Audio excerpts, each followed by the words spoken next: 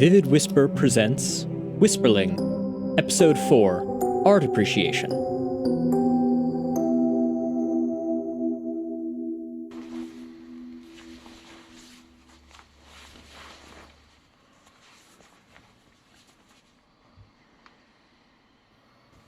I want to thank you again for doing this, Miss Quinn. Of course. I don't know if we need to be so quiet. I don't want to risk it. Sure, but I think I'd feel better if everyone wasn't so quiet. Quinn looked around her room. It was packed with gnomes, dryads, and a few talking animals huddled around in the corners. Not every citizen of Ardar had chosen to take shelter there. Many of the more able-bodied gnomes and dryads had allowed the Colonel's toy soldiers to arm them so that they might help repel the monster, Scarsteel, when it returned. I still can't wrap my head around the fact that dragons are real. Spark, can this wait until we're not actively hiding from one? Good idea. Quinn stood and snuck toward the windowsill. The Colonel had cautioned her, and all the creatures taking shelter, not to make too much noise or be too visible from the window. Quinn didn't want to think about what would happen if they messed that up, but she couldn't resist getting a glimpse of the action, and most of the younger gnomes agreed. The Colonel stood in the middle of the road, eyes toward the dark sky. There was a wooden soldier behind every fence picket, a dryad in every tree, a gnome behind every corner. If it was possible for such a peaceful town to be ready for an attack from a giant metal dragon, this is what it would look like. Quinn saw the creature approach from above the houses. There you are. Scarsteel approached more carefully than before, suddenly wary of its opponents.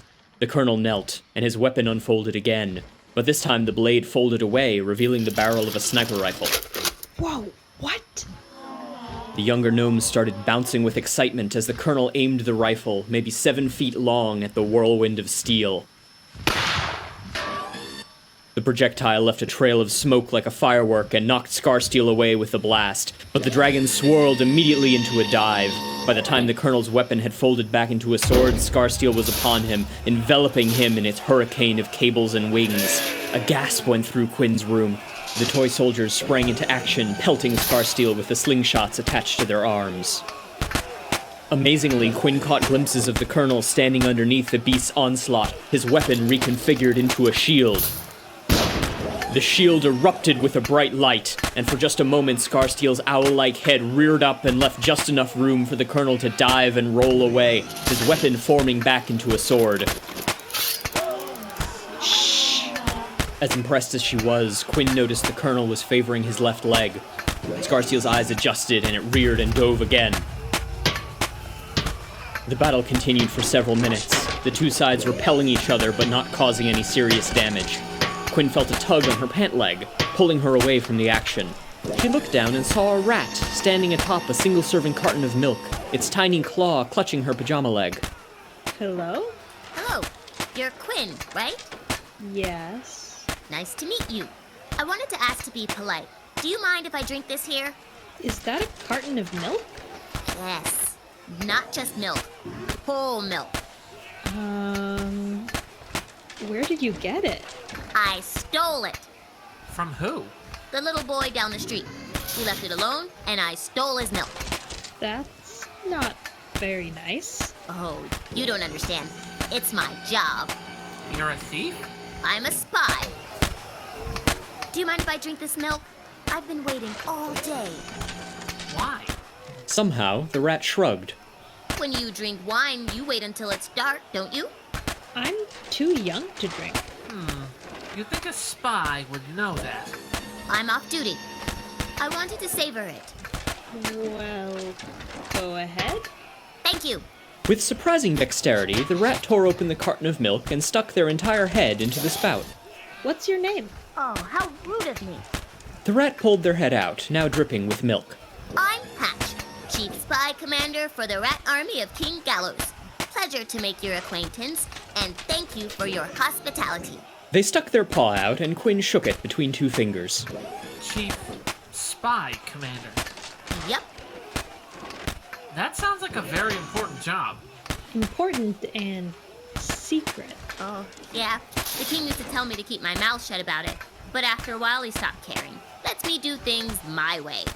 But if you're a spy, Quinn's attention was drawn back to the battle outside. Scarsteel was perched several houses down, the colonel folding his gun back into his arm and running toward the beast as it investigated the roof. It's looking for gnomes. It can't find them. Scarsteel lifted off and stared down the rapidly approaching colonel before turning and flying away. Once more, the colonel knelt and reconfigured a sniper rifle out of his sword, kneeling to take aim. But Scarsteel was already too far away, and the shot missed entirely. The toy soldiers moved out of their hiding places. Then a cheer went up in Quinn's room, and she smiled. She opened the window, and the townspeople rushed home. There were several injured, mostly toy soldiers, but some gnomes as well. But so many fewer than last time. Quinn was about to close the window when she noticed the colonel, sitting on the sidewalk, exhausted. She hesitated, then climbed down the ladder to meet him. Colonel?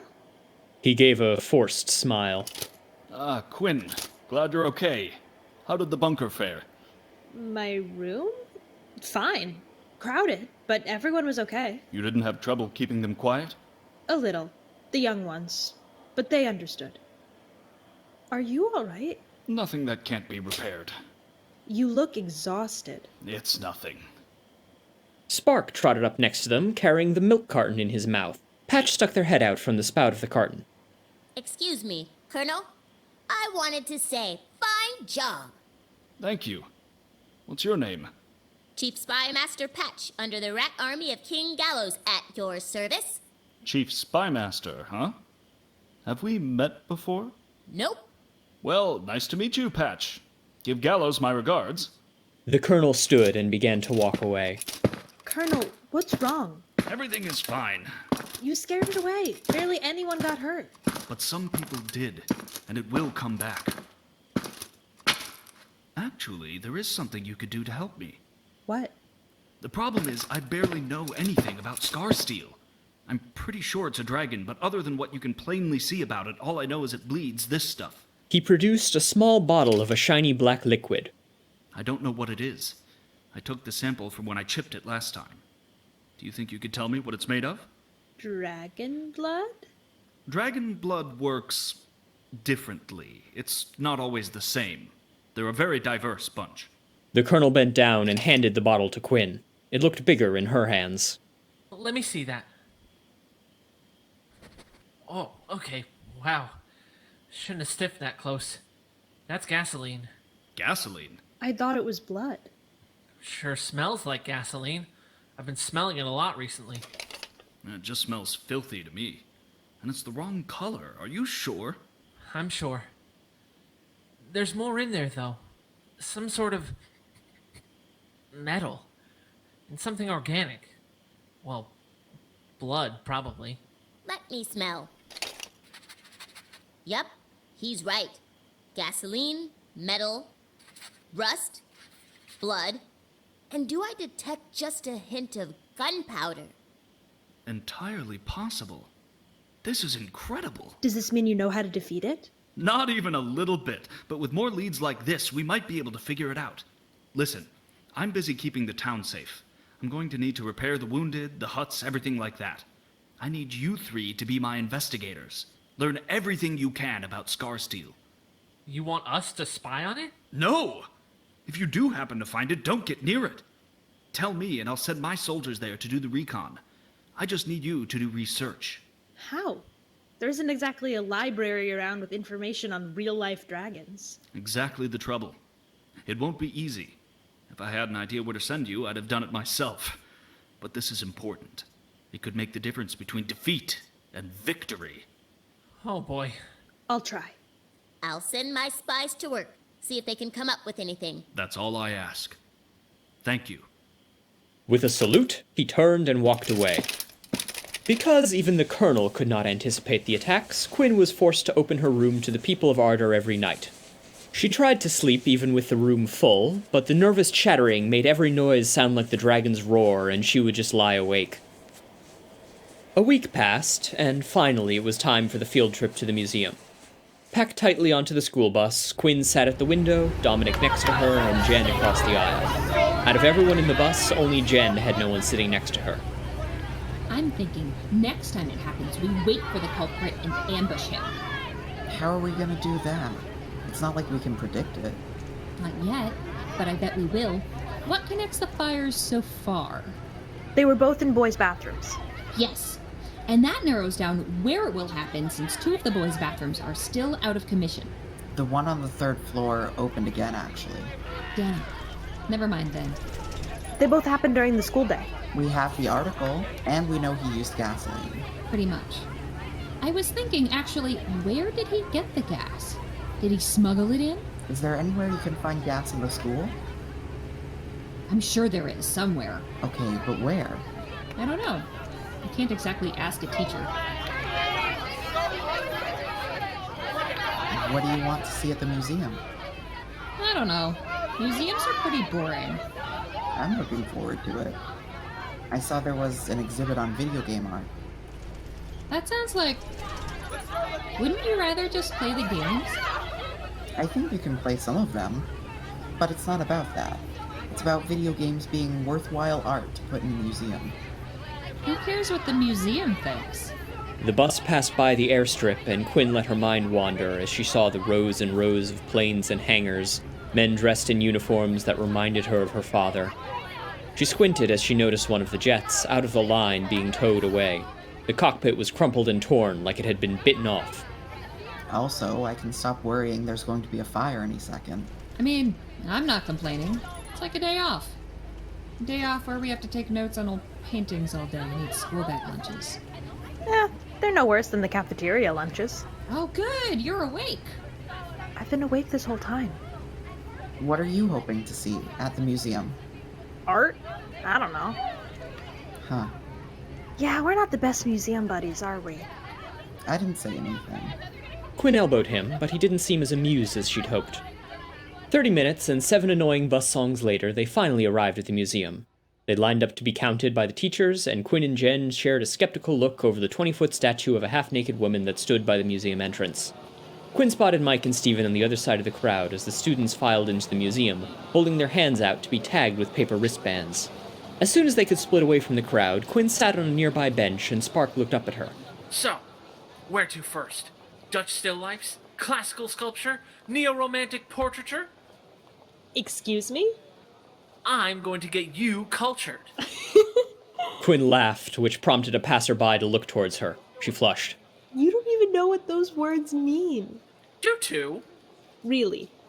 Neo-romantic portraiture? They're portraits Uh-huh.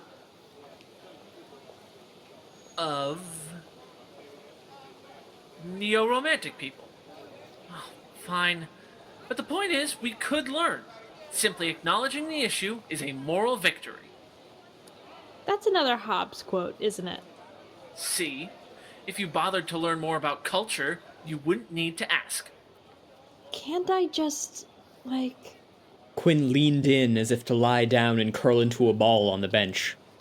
Hey, whoa, no, not right now. I haven't slept in a week. So you're going to crash on a museum bench at 10 in the morning? Fine. Hey, look at that. Quinn sat up again and pointed at a sign displaying a dramatic rendering of a dragon, green and breathing fire over the words, "Dragons, the fact behind the fable." An exhibit on dragons? Looks like it. I wonder if it has anything useful. About Scarsteel? Yeah. You're kidding, right? Colonel specifically asked us to find out anything we could about dragons. Well, yeah, but... real dragons. It's not like we have a whole lot of options. Also, it does say fact behind the fable. You're right. With a name like that, I bet they have a live dragon on display in a glass box. But fine. Worth a shot, I guess. And I thought I got bored of museums quickly. Jen and Dominic walked up to the bench, each clutching a notebook, Jen holding a map of the museum. Alright, this floor is mostly old people art. They want us to take notes on it at some point, but that can wait. Dominic's video game exhibit is upstairs, along with the ancient Egyptian art and stuff. What about that exhibit? The dragons does look kind of cool, but it costs extra. The cheap tickets the school bought us won't get us inside. Oh. The three plotted a route through the museum. The teachers had warned them that it was impossible to get through the whole place in one day, but that was only if you found most art interesting, so they made progress quickly. Hey, look at this. Jen waved them over to a large painting, and Quinn immediately cringed. The painting showed a large, orange-faced bird with long eyelashes beating its wings in the face of a lioness. Its talons were covered in blood. The bird had gouged out the lion's eye, leaving only a bloody pulp. That's disgusting. Oh, it's not that bad. It was that bad. The artist had spared no detail, and the image made Quinn want to throw up. No, come on. What? It's called a secretary bird, and Come on.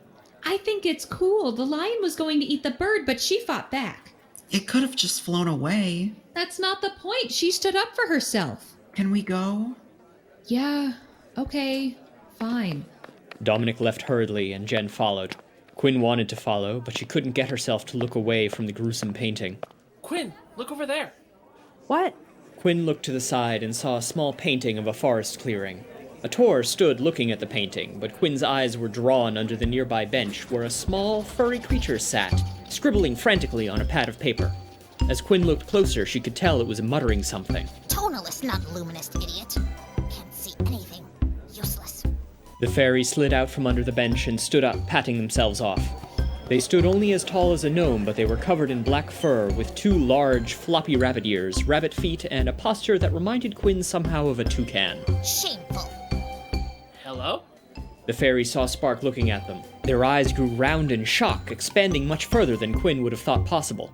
Those enormous yellow eyes darted at Quinn, startled to see her looking back at them. Hello? Quinn glanced at Jen, then back at the creature, but they were already sprinting down the hallway in a mad dash. Hey, wait! Spark tried to chase the creature, but they were gone. No, I'm coming. Video games await. As they climbed the stairs, Quinn caught another glimpse of the strange fairy, their yellow eyes and black furry ears peeking out through the grating of an air vent. She stopped to wave at them, and they disappeared again. Doesn't seem very friendly. What is it? How would I know? Hey, you coming? Yeah. What was it going on about? Tonalist? Luminist? Some sort of secret organization? Such a silly looking creature. Do you think they know anything about the dragon exhibit? Have you thought about how we're getting in there? No. You could sneak in without me? Sure, then what? Memorize everything? Look for mentions of giant steel owl dragons? If we aren't both there, I doubt anything is going to seem relevant. Over here. The group found the video game exhibit, a brightly lit room covered in pink banners and strips of red, green, and blue lights. It was mostly images on display, but at one side of the room people stood around playing video games with controllers rigidly attached to the walls. Hey, cool. Jen headed directly to look at the games being played, while Dominic and Quinn turned left towards the images. The first section seemed to be video game concept art, which Quinn didn't really find any more interesting than the paintings of lakes from downstairs, but Dominic seemed to enjoy it. Spark wandered off towards the grate in the wall. Hey! Hello? What's your name? We don't want to hurt you. I'm Spark. What's your name? Quinn stared blankly at the art, focusing entirely on hearing Spark without looking at him.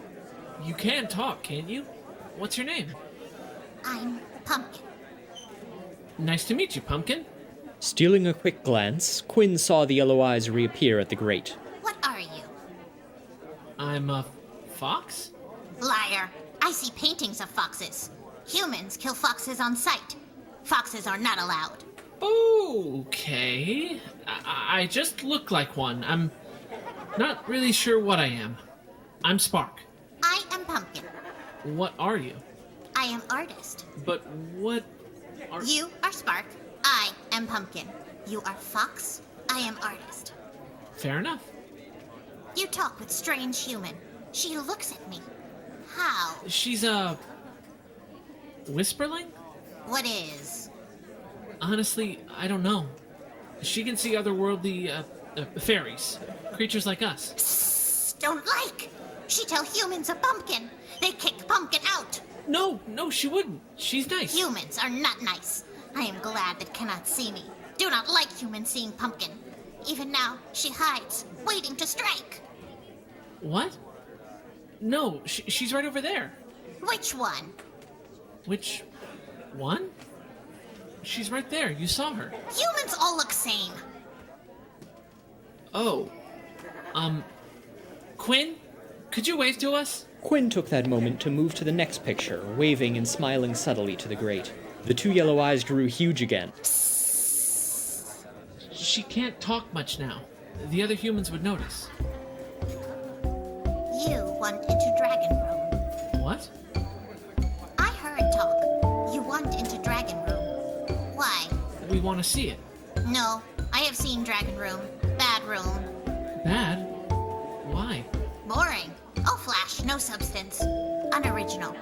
Better dragons in Chinese art, downstairs. Or medieval art, down hall. Oh, no, we're having a bit of a dragon problem. We were hoping it could teach us about them. You stupid. Dragon's not real. We were surprised too. Liar. You didn't know creatures like us existed until today, did you? And I didn't know about creatures like you. I am artist. Do you draw? Are those your drawings? Quinn had moved closer to Spark in the grate, though she couldn't look directly at it. She couldn't see the fairy, but she remembered that it had been holding a pad of paper. Can I see them? No. Please? No. Private. Okay. Pumpkin, can you help us get into the dragon exhibit? Maybe. Maybe? Maybe if you help me. Okay. What do you want? Hold on. Hey, where are you going? A few moments later, Pumpkin peeked her head out from the doorway of the exhibit. She caught Spark's eye and started looking nervously at the crowd of humans. Be right back, Dominic. Quinn walked to the doorway and knelt down to tie her shoe. Hello. Pumpkin jumped and scampered several feet away. Sorry. Do not do that! You really can't recognize me? Not my fault all humans look same. Hi. Tell her not to startle me. Quinn, don't startle her. It wasn't my fault. I don't know. You want into Dragon Room. Yes. Give me favor. Okay. What? This place full of idiots. Paid to say stupid things. Yell at them. Excuse me? Yell at idiots! Humans like yelling at idiots. What idiots? Who are you talking about? Follow. She took off again. Not certain what else to do, Quinn and Spark followed. There is tour guide. She always says stupid things. Wrong things about paintings. Always want to yell at her, but can't. You can. I say, then you say. Deal? I don't know. I don't know anything about art. I do. I say, you repeat exactly. I don't know. Pumpkin led them to one of countless rooms of European paintings. Another tour group was wandering around the room. Is that the tour guide you were talking about? Shush. Can't tell. Wait. See if she say dumb thing. Oh, right. They watched the tour guide, who stood, slouched, presenting a still life showing 3 dead rabbits hung by their feet. So this is a classic painting from the French Revolution. It's a still life, 3 rabbits, as you can see. It was painted during the height of the Reign of Terror. So is that... Shh. Not sure. She might be. It's a super violent painting, obviously. Lots of bloodlust, which was really a thing of the time, right? Everyone wanted the king's head on a platter. Ugh. It's her. Follow. Wait, what did they say that was wrong? I don't know anything about this. Just listen. Say what I say. Pumpkin dashed up beside the tour guide and perched on the post that held the rope barrier separating the crowd from the art. Spark joined her, standing next to the post. Quinn approached nervously. She got a better look at the painting. 3 rabbits, strung up by their feet, a shattered glass in a puddle of spilled wine, a knife lodged blade deep in a loaf of bread. The background was solid black. This was a bad idea, Quinn knew. She was going to make a fool of herself. Parroting the art criticism of a deranged fairy who couldn't even tell humans apart? She wanted to disappear. The rabbits are symbolic of the aristocracy, and you could see the painter reveling in seeing their blood spilled. The painting was disturbing to look at, almost as bad as the, what had Jen called it, an assistant bird painting from before. She was no expert, but she didn't see anything stupid about what the guide was saying. Maybe Pumpkin was just going to bring up a few subtle counterpoints and the discussion would be civil and brief. You are paint blind, rock for brains with idiocy matched only by ego who wouldn't know symbolism if it punched you in the face, kissed your mom, and told you to shove paintbrushes up nostrils. Quinn's eyes widened and she looked at Pumpkin, who was hopping dexterously and excitedly on the post. A couple of annoyed museum goers gave Quinn weird looks. Go on, say!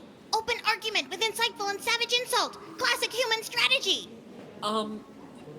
You might need to tone it down a bit. No, shock and all. Say. Say now, or no dragon room. There will be time for questions in a second, please. Well, What?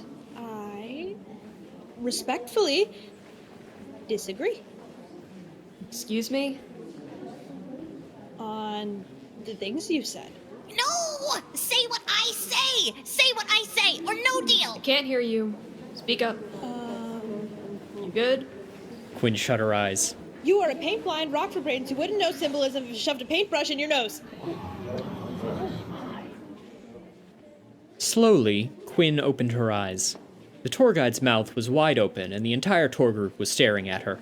Good enough. Now say, you are a waste of space and museum would be better if tied you up like these rabbits and used skin as canvas. Pumpkin, I think we should get to the art. Fine. Start with rabbits. Look at these rabbits. Yeah, I know. They represent the aristocracy of France, and the painter painted them dead. Rabbits better lit than rest of scene. Quinn looked at the painting. That was true. The rabbits were better lit than anything else. She wasn't sure what that meant, but it was true. The rabbits are in light, everything else is dark. Painter liked rabbits. Is not painting celebrating killing them, is mourning. The painting isn't calling for their execution, it's mourning it. Painting painted after Revolution start, during Reign of Terror. It was painted during the Reign of Terror. It was a cautionary painting. Why? Because the rabbits are lit? Big deal. Look at how much blood there is. There's no way they didn't revel in it. Rabbits strung up already dead. Why bleed? Quinn didn't quite follow and looked to Pumpkin, who looked quite a bit like a rabbit herself, for clarification. Already dead when strung up. Why bleed? Hello? Oh! The rabbits were dead before they were strung up. And they would have been shot or something if this was real life. So why is there so much blood? Why is it dripping? I don't know. Why? Because they tortured, Mudbrain. Their death's gruesome, not happy? Because they were strung up and then killed. They were tortured. Their death isn't happy, it's gruesome. Mudbrain. Mudbrain? Sure, okay. But look at the wine. Spilled wine is a clear symbol of the excessive opulence of the aristocracy. Surely you couldn't argue with that. Wine, not spilled. Glass smashed, tiny pieces. The wine isn't spilled, the glass is smashed to tiny pieces. Same thing? Glass spilled, party. Glass smashed to tiny bits, violence. If it was the upper class being excessive, they'd have knocked the glass over. It was smashed. That means violence. Glass French, smashed. Spill wine. Wine is blood. The glass is a French wine glass. It was smashed and poured wine, meaning blood, all over the place. Gruesome. Oh, come on. There's a loaf of bread with a knife sticking out of it. You can't say that's not longing to get in there and cut some throats. Bread, French. Knife, American. The bread is French. The knife is American. Quinn looked at the bread and the knife. How the hell did Pumpkin know the knife was American? She couldn't tell people apart, but this was obvious to her? French took American weapon and stabbed self. Revolution, blood, death. It's a symbol for how the French did what the Americans did and it didn't work. They stabbed themselves. So there. So there. Now, spit in her face. How old are you? Suddenly acutely aware of the entire tour group looking at her with either bafflement or annoyance, Quinn felt herself closing back off.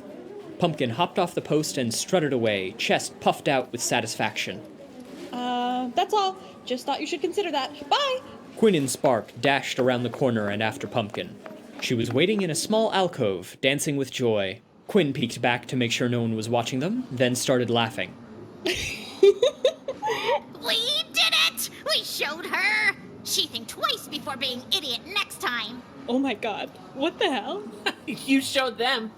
That was fun. We should be art critics. I should write my next essay on that painting. Wow. Okay, fair. I get you into Dragon Room. Spark opened his mouth to respond, but Pumpkin had already taken off in a full dash out of the room. Hey, there you are. You disappeared. Hey, It's noon. We're heading to the cafeteria. you guys go ahead. I'll be right behind you. When Jen and Dominic turned right to head down the stairs, Quinn turned left around the corner. She waited out of sight before returning to the alcove. She and Spark stood there and waited for Pumpkin to return. Did she say how she was going to get us in? Don't think so. You don't think she's just gone, do you? No, she wouldn't do that. How do you know? I just do. They stood waiting for another few minutes until finally Pumpkin reappeared in the doorway. Pumpkin strolled right past Quinn and walked up to Spark. Good, still here. You're back. We're human. That one, over there. Pumpkin spun around, but at least her eyes stayed the same size. Good. Take this. Pumpkin reached up to Quinn, holding a small paper wristband. Unlike Quinn's bracelet, which was blue, this one was red. When humans go in Dragon Room, they have these. You have? You can go in now. Thank you. Pumpkin nodded and took off again. Wait, She was halfway down the hall, but stopped. Come back sometime. Yell at idiots. one last thing. Yes? Can I see your drawings? Her eyes dilated again. Promise not laugh? Okay, Promise? promise. Tell her too. I promise. Pumpkin hesitantly flipped through the pad, shaking her head with each page. Eventually, she reached a page, stopped, closed her eyes as if to protect herself, and turned the pad around. It was a drawing of a pair of hands scraping something off of a pipe. Smoke curled around the delicate, blistered fingers.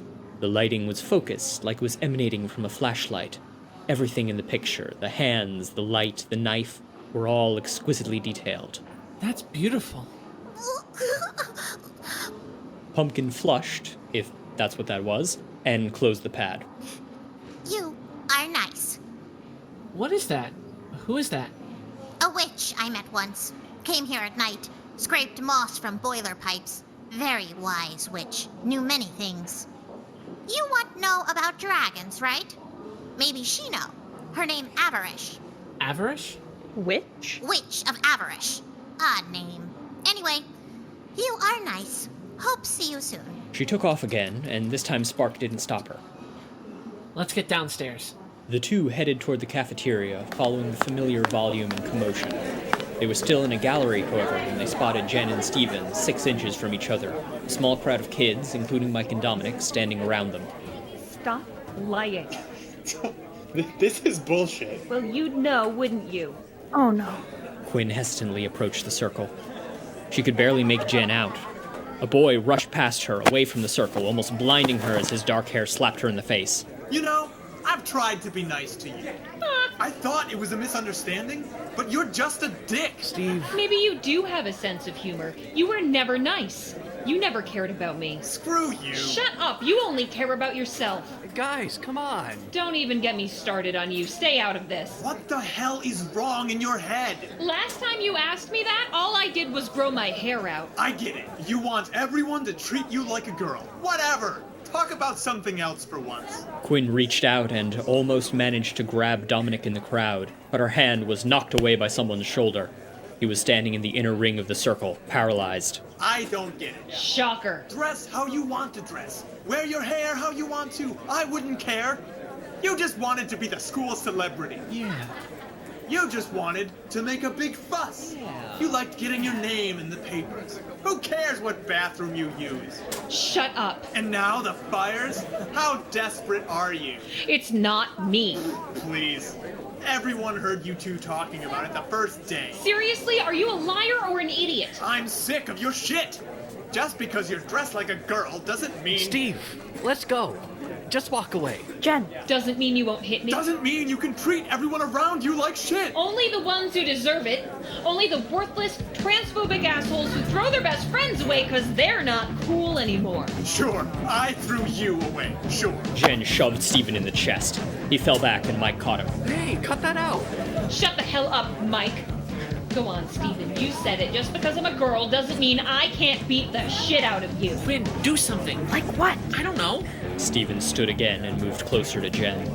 Jen, come on. Back the fuck up. Never have before. You think I'm gonna start now? She shoved Steven again, but he grabbed her by the shoulders and twisted her around, throwing her instead.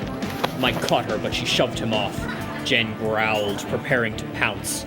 Quinn spotted her history teacher, Ms. Palmer, rushing towards the group. Hey, what's going on here? Everyone stood still, in a moment of confusion before booking it away. To get to the exit, of course, but also to get away from the adult who had just spotted the escalating conflict. Spark. On it. Spark dashed away. An announcement came over the PA system, asking, "Visitors to calmly follow the exit signs and evacuate the building." Someone must have pulled it, right? Maybe to break up the fight? There's no way they'd... This is bad. Yeah. This is really, really bad. The class filed out of the museum, teachers and chaperones counting heads and telling kids to speak up if they knew of anyone missing. Smoke rose from a ground floor window. Off in the distance, Jen and Steven were standing next to Miss Palmer, clearly against their will. None of them were talking. Quinn, Spark pressed his front paws on Quinn's leg. She nodded. look at this. She looked down. In his mouth, Spark held a sheet of paper. On the page was a drawing of a backpack. I didn't get to see who set the fire. They were gone already. But Pumpkin saw. She couldn't say what they looked like, so she gave me a drawing of their backpack. An actual clue! Quinn bent down to tie her shoe and, sneakily as she could, took the note from Spark. Then she remembered something. Wait, I need to go back in there. What? Shoot, do you think we'll be able to go back in? I doubt it. I wonder if they'll ever let us in again. Darn it. Why? What do you need? Did you forget something? No, Quinn took the red paper wristband out of her pocket. I found this. I wanted to see the dragon exhibit. Oh, man. That sucks. Where'd you get that? Found it? Found it?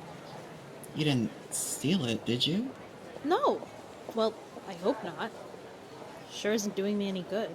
It wasn't until they were filing back onto the bus that Quinn got to take a good look at the drawing. As detailed as Pumpkin's other, it showed a dark backpack that was frayed at the edges, with one zipper busted and a patch shaped like a skull sewn into the front. There was a water bottle in the side pocket. She folded the image up quickly before Dominic could see. She felt guilty about how excited this made her. Jen was nowhere to be seen. Hey, Quinn. Quinn spun to see Mike behind her in the line for the bus, smiling uncomfortably. Hi. Dominic, standing in front of Quinn, looked away. Did you see what happened? I saw Steven harassing Jen again, if that's what you mean. No, I meant Miss Palmer. I didn't hear, but it looks like they're both in trouble. That's so unfair. Jen was just... I'm not happy about it either. Then why didn't you stop Steven? That's not fair. I tried to stop them.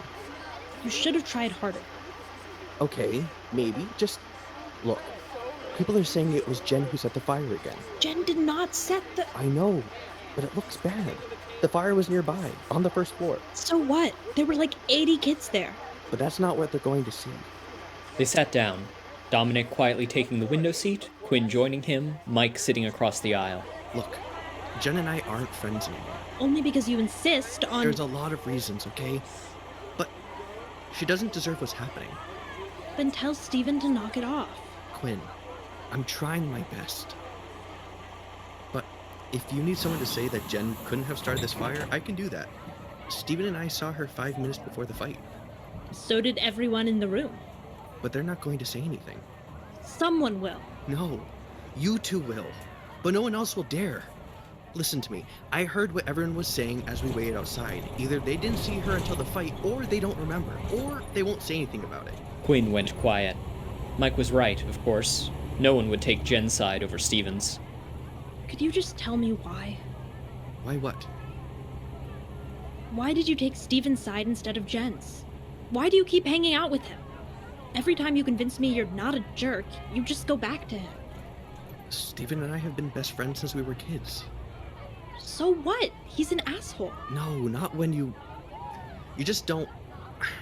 It's complicated. How? How is it complicated? If you had taken Jen's side, you might be our friend instead of his.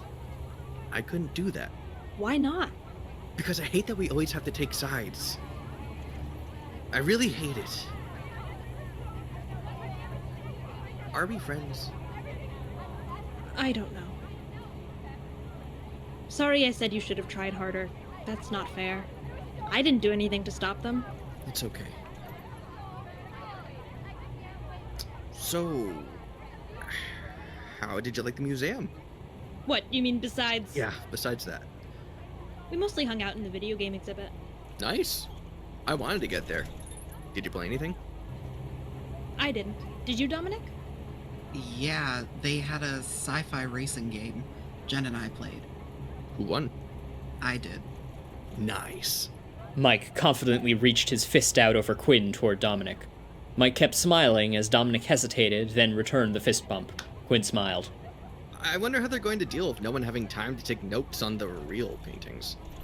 What, you mean you didn't run enthusiastically to the neo-romantic portraiture and immediately start taking notes? The what? I don't know. Well, of course I did, because I appreciate real art. And... Mike opened his notebook. It was filled with doodles and random symbols. Quinn laughed. Eventually, the obnoxious bus songs returned, and the three kept talking. We're trying to find out who really did it. Quinn! The real arsonist? Yeah. That's awesome! Who do you think it was? Quinn felt the drawing in her pocket. Oh, we don't have a lot. Quinn, I really don't think we should. You can trust me, I swear. Jen wouldn't like it. Then don't tell her. Maybe I can help. Maybe. Do you have anything at all? Well, I saw the bathroom. The fire was set in the trash, and they set it with gasoline, and there were scorch marks all over the tiles around. And there was an article posted on the wall. An article? Someone printed a news article about a drone strike. That's intense. Gasoline? That's like a serious arsonist. And that's our lead. We're trying to figure out where they got it, but we don't know. Did they get it here, or did they smuggle it in? Where does someone get gasoline in a school? I don't know. The wood shop? Do they keep gas lying around in the wood shop? No idea. But that's a big clue. I'll ask around. Maybe somebody knows a way to get gas. Uncertain of what to do, the teachers had the students file into the gym, where they had to sit through a lecture on... Quinn thought it had something to do with history. She wasn't quite sure. She was too busy staring at the boy in the front row across the gym, his stern face resting on his interlaced pale fingers. Quinn recognized him. He was the boy who had asked about Jen and lunch, and also, she thought, the one who had almost collided with her today at the museum. His eyes, concealed behind his long black hair, might have been staring back at her. Between his legs was an old black backpack with a skull patch woven onto the front pocket.